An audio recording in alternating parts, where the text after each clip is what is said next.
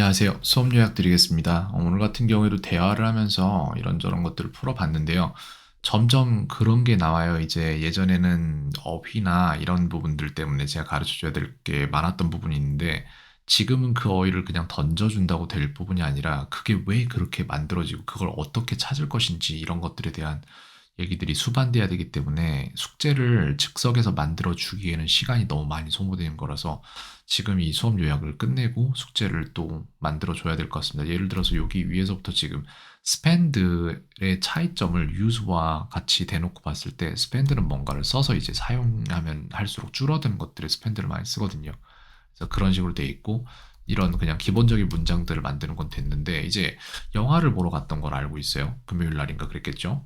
근데 이제 그거를 볼 때 어떤 부분 거기에 대해서 아무거나 말을 해봐라라고 얘기를 했을 때 어휘가 부족해서 안 되는 부분이 있고 구조가 없어서 안 되는 부분이 없었다고 봐야 되나 이거는 약간 수동태 문장을 바로 뽑아내는 거에 익숙치 않아요. 그게 어떤 문장, 어떤 한국어 문장이 수동태로 연관이 돼 있는지 이런 것들을 파악하는데 그래서 일단 첫 번째 어휘 문제는 한의사를 뭐라고 할 것이냐라는 거를 모르니까 이제 한글로 조금씩 말하는 부분이 있는 거고 그 다음 반하다 한의사라는 직업에라고 말을 했는데 반하다라는 거를 어떻게 이걸 만들어낼지를 모르는 거죠. 한국어로는 한의사라는 직업에 반했다라고 하면 될 것 같으니까 이제 문장 이제 단어들이 오는 순서를 바꿔서 반하다를 먼저 말해낸 건데 반했다라는 게 정확히 이게 수동태로서 쓰인 거라는 거에 대한 이해가 아직은 약합니다. 그래서 제가 볼 때 지금 이걸 해결하기 위해서는 이 문장을 일단은 넣어주는 게 맞고 그 다음에 수동태로만 나오는 문장들을 몇 개를 더 넣어서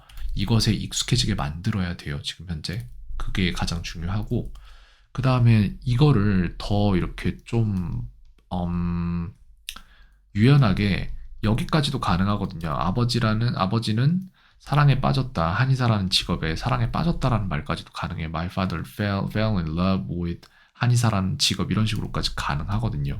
반했다 그 직업에 이런 식으로 be amazed를 쓸 수도 있고 be fascinated를 쓸 수도 있습니다. 그런 식으로. 그래서 이것도 마찬가지예요. 그래서 그런지라는 말을 못 만들어냈던 거죠. 나머지는 다 되는데 그래서 그런지 같은 경우에 저번 주에 가르쳐 준 게 힌트가 있었어요, 솔직히. That's why라는 걸 쓰면 되는데 because와는 약간 반대 개념이긴 한데 그거를 능숙하게 아직은 못 꺼내 쓰는 거예요. 그래서 여기 이 부분에서 약간 힌트를 줬더니 본인이 만들어내더라고요. 그래서 그런지라는 것은 그런지는 약간의 추측이 들어가기 때문에 앞에 maybe만 들어가면 되는 거고요. 그래서 이런 것들을 자연스럽게 이끌어내기 위해서 두 가지를 필요로 한다라는 생각이 듭니다. 첫 번째로 영작이 필요하고 그 영작을 문장으로 이어줄 수 있는 어떤 프로그램이 필요한데 그건 여기 지금 제가 가지고 있는 걸로 충분하니까 영작한 거를 아이가 직접 넣는 방향으로 하면은 설계하면은 네, 한 개의 서클이 나오겠네요. 그렇게 습관이 만들어질 것 같습니다. 그것도 괜찮네요. 그렇게 한번 해보겠습니다. 그 다음에 이제 문장이 아니라 이거는 이제 어휘 쪽이고 그 다음에 이것도 마찬가지예요. 자는 게 아이가 처음에 이제 수업 시작하고 그랬을 때는 공부를 안 해서 걱정이었는데 이제 공부하느라고 밤에 새벽 1시 반에 자서 걱정이라고 저번 주 정도에 상담을 하면서 이제 말씀을 주셨는데 오늘 아이한테 물어보니까 이제 2시에 자고 있네요. 그래서 공부를 너무 해서 걱정인데 잠 중요하다라고 오늘 일단 말은 해뒀어요. 잠 지금 안 자면은 지금은 모르겠지만 나이가 들고 나면은 그때부터 빨리 늙기 시작한다. 좀 그렇게 생각을 하거든요. 진짜 그런 것 같고. 그래서 그 부분에 대해서 말을 해놨고 중요한 게 뭐냐면은 여기가 이거예요. 처음에 같이 수업하고 그랬을 때는 뭘 어떻게 해야 될지 몰랐어요, 아이가. 그게 가장 큰 문제였는데 지금은 솔직히 이걸 아이한테 물어봐도 그땐 그랬다라고 말을 하고 그다음에 지금 현재는 삶을 자기 통제 아래에 두고 있다고 생각이 드느냐 그랬더니 그렇다고 하더라고요. 하면 된다는 걸 아니까. 그래서 공부를 하는 거고요. 그 다음에 이제 저희가 이것까지는 해결이 된 거예요. 그죠? 그 다음으로 해결해야 될 것은 효율입니다. 어떤 사람은 하루에 4시간을 공부를 해서 1%의 효율을 보고 어떤 사람은 1시간을 공부해서 1%의 효율을 봐요. 그래서 아이한테 물어봤어요. 일단 지금 현재 하는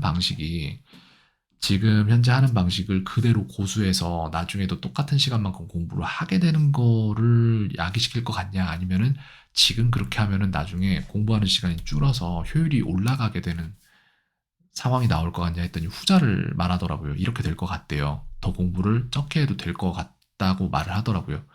그래서 일단은 그 부분은 제가 그렇다면 그렇게 하는 게 맞아요. 지금 밭을 갈아두는 게 맞습니다. 그리고 또한 조금 있으면 또 방학 시작되고 하면은 그러면 방학 시즌 들어가면은 잠을 또 확보할 수 있잖아요.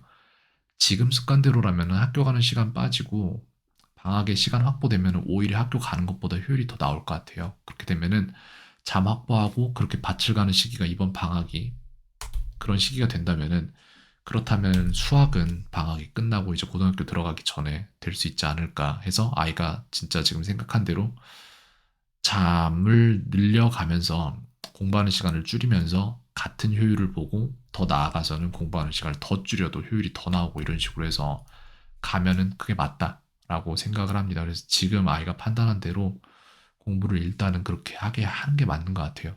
네. 다만 제가 생각하는 건 솔직히 그건 있어요. 저는 이제 제가 하루하루 쓰는 시간을 초 단위로 기록을 하거든요. 근데 그렇게 기록해 보면은 내가 얼마나 시간을 어떻게 낭비하는지가 다 나와요.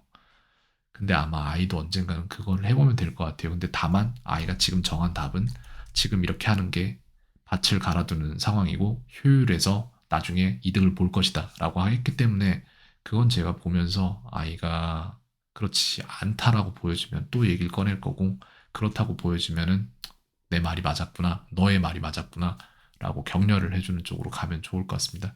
저는 이제 아이 숙제 이거 정리해서 올려줘야 될 것 같아요. 시간이 좀 걸릴 것 같긴 하네요. 오늘 같은 경우에는. 알겠습니다. 네. 아, 이것뿐만 아니라 지금 또 다른 것도 정리를 다 하고 있어요. 여기 보면 프리셋이라고 해서 주격, 목적격, 관계대명사 저번에 물어봤던 거 정리해서 이렇게 넣어줬고요. 이런 식으로. 그 다음에 또 이것 또한 다른 것도 오늘 같은 경우엔 이걸 정리를 좀 해봤어요. 동명사와 투부정사 목적어를 어떻게 받는지를 어떻게 하면 아이가 자연스럽게 이해를 할까를 생각을 해보면서 두 개거든요. 세 개죠. 세 개, 네 개구나. 네 개의 케이스인데 동명사만 목적어로 받거나 투부정사만 목적어로 받거나 아니면 동명사, 투부정사 다 받는데 뜻도 같거나 동명사, 투부정사 다 받는데 뜻이 달라지거나 요 네 개 정리를 여기다가 깔끔하게 해가지고 아이가 매일매일 풀어보면서 계속 틀리게 만들도록 하겠습니다. 왜냐면은 더 이상 틀리지 않을 때까지 틀리면은 되거든요. 네, 그런 거죠. 뭐. 네, 알겠습니다. 여기까지 요약 드리겠습니다. 캔이었습니다. 오늘 하루도 평온하세요.